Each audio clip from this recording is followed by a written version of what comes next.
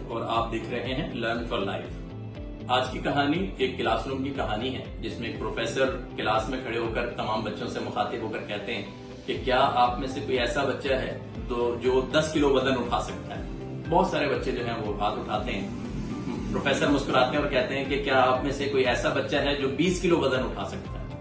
اب تقریباً آدھے سے زیادہ بچے ہاتھ نیچے کر لیتے ہیں اور کچھ بچے جو ہیں وہ ہاتھ ہینڈ ریز کر کے رکھتے ہیں کہ جی ہم 20 kg اٹھا سکتے ہیں۔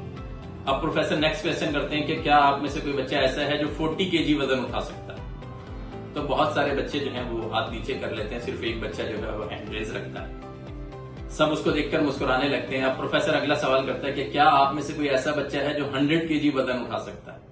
تو تمام لوگ ہاتھ نیچے رکھتے ہیں لیکن اسی ایک بچے نے ہاتھ اٹھایا ہوتا ہے۔ سب اس کی طرف بڑے حیرانگی سے دیکھتے ہیں کہ ہاؤ از اٹ پاسبل کہ آپ 100 kg وزن اٹھا سکتے ہیں۔ تو پروفیسر اس کو سامنے بلاتے ہیں اور پوچھتے ہیں کہ بیٹا آپ 100 kg وزن کیسے لفٹ کر سکتے ہیں۔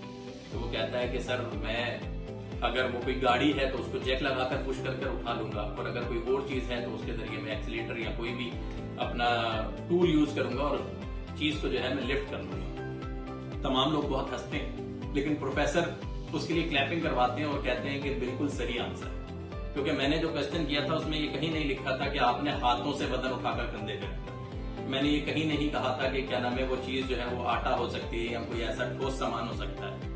صرف سوال کو سمجھنے کی ضرورت ہوتی ہے اور اس کے حساب سے اس بچے نے بالکل صحیح آنسر کیا۔ آج کی کہانی ہمیں یہ بتاتی ہے کہ ہماری زندگی میں بہت سارے ایسے چھوٹے مسئلے آتے ہیں جن کو دیکھ کر ہم فوراً ہاتھ اٹھاتے ہیں کہ ہاں یار یہ تو مسئلہ ہی کوئی نہیں، یہ تو میں بڑے آسانی سے حل کر سکتا ہوں۔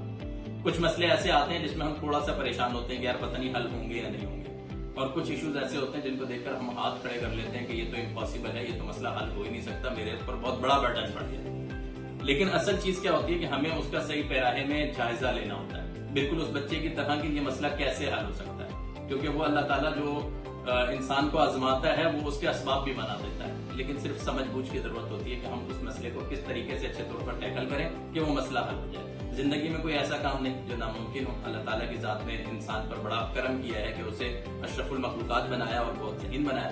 صرف اپنی سوچ اور سمجھ کو بہتر کرنے کی ضرورت ہے۔ اللہ تعالیٰ ہمیں تمام مشکلوں سے نکلنے اور بہتر طریقے سے ان کو حل کرنے کی توفیق عطا فرمائے۔ جزاک اللہ خیر۔